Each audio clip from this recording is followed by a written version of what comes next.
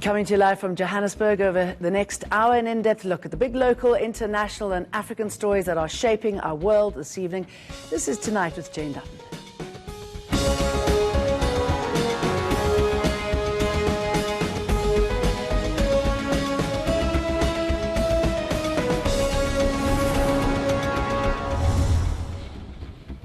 Paranormal activity or downright paranoia. Ace Magashule claims the government is spying on him and his colleagues. Are the party spooks out to get the Secretary General, or is Magashule using this alleged activity to gain support? I'm applying my mind to it and will be doing so very carefully, very thoroughly, because it is a serious matter that we need as government to apply our minds to. The tightrope politics playing out over a royal pardon. Cyril Ramaphosa is deliberating on the future of the Abatembu king. Does he stay in jail or does he walk free? I'll be talking about the drama in the ANC camp and attempts to heal the fissures ahead of the vote. Private security guards acting illegally and behind much of the violence on our campuses. A new report puts the blame on the very people who should be protecting our children. If the police and private cops are not up to the job, what's the alternative? Devastation and bloodshed in Sri Lanka, the blatant targeting of Christians. Is there a military agenda behind attacks on Christians, or is this just another sick piece of the ISIL project to establish a caliphate? But first, the news. Thursday will be a day of mourning for those who died in KwaZulu-Natal's recent flooding. 70 people have now been confirmed dead. At the same time, the storm damage to homes and infrastructure is estimated at 1.1 billion rand. The storm battered the province last week, leaving a trail of destruction. The province now wants national government to declare the area a disaster. Many families have been rendered homeless. In addition to displacement, many people's lives were interrupted by power outages, the majority of which have now been attended to. Government continues to provide speedy responses. We have provided immediate humanitarian support in the form of food, blankets, mattresses, and other necessities. We have also received a lot of support from various NGOs and private sector institutions, which have partnered with government and volunteered their staff. NGO Gift of the Givers says it is working with Syrian authorities to try to secure the release of South African reporter Shiraz Mohammed. The photojournalist was kidnapped in Syria 2 years ago and is accused of being a spy. This weekend, a new video surfaced in which Mohammed is seen begging for help with an armed guard in the background. He was abducted in January 2017 outside a hospital. His friends say they're overwhelmed by the news that he's still alive. Very, very emotional time for me. I had a bit of network problems, so when my phone came on, I saw this link from a very close friend of mine in the community as well. And when I saw the video first, I was the first part of it, seeing everything, the setup of it was a bit scary. Looking at the gun, we've seen videos going around on social media that doesn't end in good ways, but I thought this is a link to News 24, so nothing bad could really be happening here. And as Shiraz spoke, a whole lot of emotions went through me. And firstly, being happy that Shiraz is alive, excited, delighted. I cannot explain to you, tears was running down my cheeks. The part that when emotions changed a bit, it's like he's still captive. I've got this guy standing behind him with the automatic machine gun, and so it brought up a whole lot of emotions. Now, the Equality Court is hearing an application brought by the Nelson Mandela Foundation against the display of the apartheid flag. The foundation wants the court to declare public displays of the old South African flag as hate speech, unfair discrimination and harassment based on race. It's not seeking a ban, but rather restricted use of the old flag. Lobby group AfriForum is challenging the move, saying this will violate freedom of speech. Controversial preachers making some bold statements. Pastor Alf Lacour posted a video on Facebook over the weekend. It shows some church members appearing to convulse as he casts his hands over them. Lacour then stands over a woman lying in a bed. She abruptly sits up before running through the venue. Lacour had promised to deliver all sorts of miracles at the service. One Facebook post claimed he would help people suffering from HIV, cancer and diabetes. The pastor who appeared in the so-called resurrection video. That video has been widely dismissed as a hoax. Now, life is about to get even more expensive for South African motorists and consumers as fuel prices go up again on Wednesday. The Energy Department announced petrol will increase by 54 cents a litre. Diesel will go up by 1 cent a litre, and illuminating paraffin will climb by 3 cents a litre. The department says international factors mostly account for the increase. It was also a tough month for the rand. This is the 4th fuel price hike this year.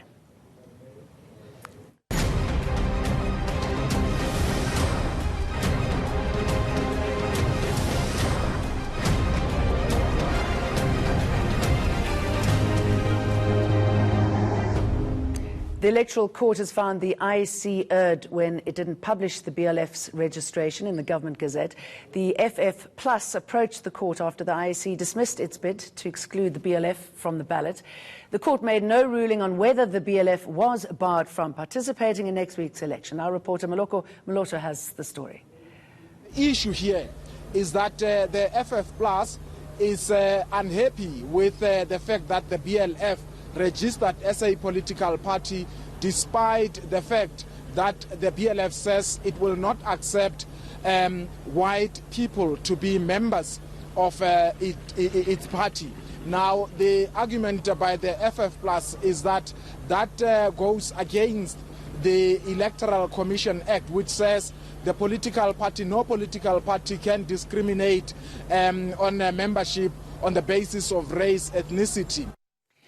A service delivery protest went ahead in Pretoria. Despite officials declaring it illegal, a handful of residents marched on the union buildings. They want better service delivery, lower electricity tariffs and clean drinking water. We have an issue here of high electricity bills, rental issues. We've got pensioners, they've got rental issues up to 500,000. How is she going to pay for that? And her children are unemployed. There's many of them in South Africa, in the whole of South Africa. So that's what we want, flat rate for electricity. We're not liable for the debt that was caused by ESCOM. Why must we pay for that? And another issue, we want clean drinking water. There's poor service delivery. There's this issue of human trafficking. It's not addressed. What about the issue of Nyaupe? We've got the Nyaupe, Honga. South African youth are sleeping on the streets as hobos. But did any politician speak about that in their campaigns? It's not a big deal. And me, as their brother, what am I doing? A battle is raging for the soul of the ANC just 8 days before the national elections, and the party's internal politics are once again on fire. Secretary General Magashule not only defied the party by using his office and the ANC brand to defend himself against allegations of corruption, he's also alleged that state resources are being used to target him. There are people whose phones are bugged. I'm one of those whose phone is bugged. DSG's phone is bugged. Many other comrades' phones are bugged. There are comrades who have complained that state organs are being used against them. And I've said those comrades must come out now. Comrades cannot keep quiet forever, because we can't allow that to happen. And the comrades will be speaking on their own as time goes on. What information do you have, SG, that your phone is bugged? What have you received from the DSG? I know. We have been speaking about this. And this is actually being heightened now. And we are actually once more saying to people, please don't use state organs against the leadership of the ANC. Would this be President Cyril Ramaphosa or Pravin Gordhan? All right. I don't know who's using this. We are just warning people that don't use state organs to fight political battles. Are the Secretary General's allegations true? Joining me to answer this, ANC Acting National Spokesperson, Dakota Lakwete. Good evening. evening, and Are to they all true? the viewers. Are these allegations correct?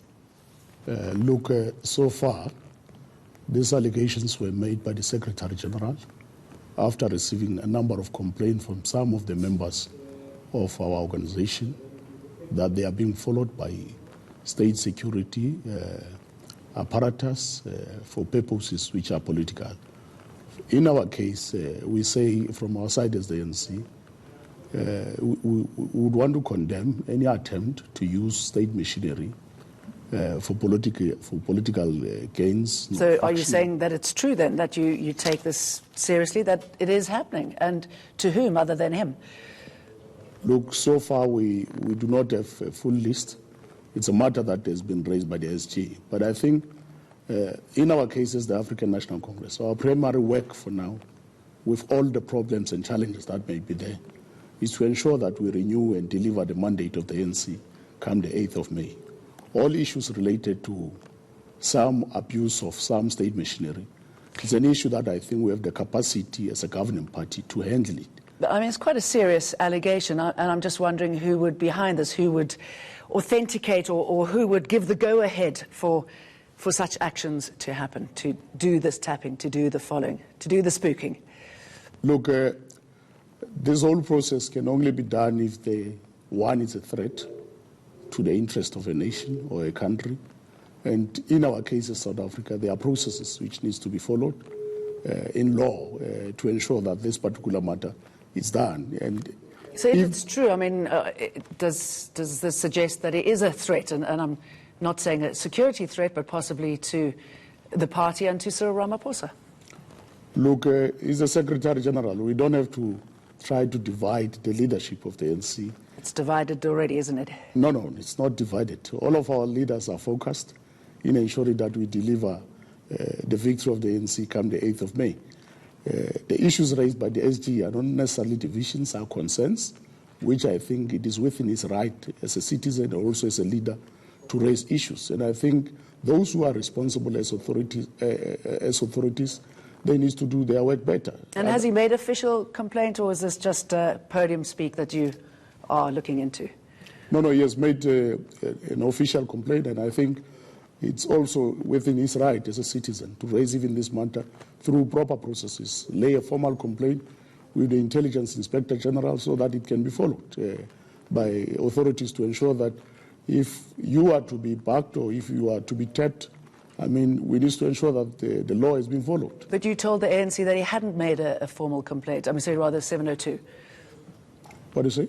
That he hadn't made a formal complaint. No, it was before the officials' meeting. It was this morning at 7:02 when I said, so far it has not been brought to the organization, but now it's official. It has been brought to the organization. And I think the SG, in his own capacity as the Secretary General and a private citizen, he can raise this particular matter with the authorities to ensure that it's properly followed. Because it's wrong for anyone to be muzzled, nor even followed unnecessarily as if one is a terrorist or is a threat to the integrity. Well, I guess we also shouldn't be surprised, should we? I mean, it happens everywhere, rightly or wrongly. He also said that we can't allow that to happen. Comrades will be speaking out on their own as time goes on. What does he mean, and what are you expecting from that statement of his? Did he raise what will be said about this? Obviously, today we saw in the morning in today's Star, our Deputy Minister of COCTA, Comrade Robert Bapela, also came out that he's being followed. So this is just disturbing because all these issues are defocusing us from our campaign. I think what is important is to ensure that we deliver the victory of the ANC come the 8th of May. Okay, let's go back to this. You say you have formal processes, and he has now spoken to you, but the ANC said that he should defend himself on his own platform, Ace Magashule again, when it comes to the allegations of corruption against him, and yet he used an ANC platform in the Free State to defend himself. What is your response to that, and must he be wrapped over the knuckles again, and how do you do that? What do you mean by defending himself? He was speaking out about the allegation corruptions against him, saying it's not true, and he was using the platform in the Free State to do that, after the ANC said that he must rather do that in his own private capacity. Yeah, look, I would not support any attempt to drive a wedge within leaders of the ANC or even to single out or problematize them. No, Comrade Magashule, yeah, you'd know that Magashule, who is the Secretary General today, is the former Premier of the Free State, and he has even requested to the ANC that he will handle this particular matter through a legal route, and he would want to take it up by himself. And I don't think there's anything wrong so far. So if he used the platform, you can't make a distinction between a Secretary General and Magashule because he's one person. Even though the ANC said he must do it in his own private capacity. I just want to ask you, sorry, I mean, you're welcome to answer that, but in the meantime, we've seen a demand to march to Luthuli House, demands for an early National General Council. Who's making these demands? We've seen this before. Are these Jacob Zuma supporters? We're hearing that. Is that correct? Look, in our midterm, in terms of the constitution of the ANC, we will hold a National General Council. And National General Council lays the foundation to discuss policy matters, to assess the progress we have made from our previous conference resolution. There are no elections in a National General Council, so there is no threat. But who's making this call? And to what end? Look, there will be deviant members. We would vary even in terms of our approach of so you don't support this understanding. No, we don't support that thing. Okay. Even the story that has been made by some leaders of the opposition that President Ramaphosa will be removed during the NGC, it's not true. It's not going to happen. An NGC of the ANC does not run elections. It deals with policy matters, assess our progress of our previous conference resolution, deal with the state of the organization, deal with the way forward that we are setting for the nation. As a governing party, we have that particular responsibility to ensure that we lead society and we lead it to the right path. You know, the Ipsos research recently showed us that they're expecting a drop in support for the DA and the ANC this weekend. Former Presidents Thabo Mbeki and Kgalema Motlanthe both publicly endorsed the ANC as members. That, I should imagine, was a relief in the light of those findings. Look, Comrade Kgalema Motlanthe, Comrade Thabo Mbeki are leaders of the ANC, and they are ex-officio members of the National Executive Committee. It's within their responsibility in terms of Rule 4 of the Constitution of the ANC that every member of the ANC must ensure that they give their skills, their energies, and their expertise to the good of the movement.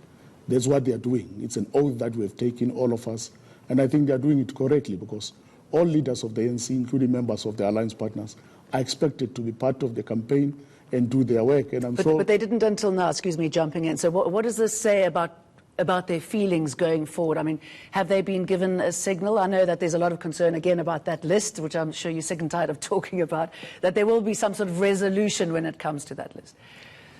Look, issues that are raised by leaders and veterans of the ANC are issues that we take very serious and to our heart as the movement. And I think some of the issues that they have raised are receiving the necessary attention. I mean, the last National Executive Committee agreed to take the whole list to the Integrity Commission to ensure that all integrity checks are done, to ensure that our list at the end has credible and leaders. And briefly, if you will, what about the call to bring Julius Malema back into the ANC, again by Magashule? Look, is that going to happen? Are you worried about the EFF? No, we are not worried about the EFF. Julius Malema was dismissed from the ANC. So if he was dismissed, if he wants to come back, it will be up to him. But I don't think we'll have to recruit him like an ordinary person on the streets that we recruit. This one was dismissed from the ANC through internal disciplinary processes. So I don't think we have to give him that credit to say he must come back. Well, 8 days and counting. Thank you very much. Yes. Thank you. Up next, a pardon fit for a king. Traditional leaders pressure President Cyril Ramaphosa to pardon King Dalindyebo. We ask why they believe he should.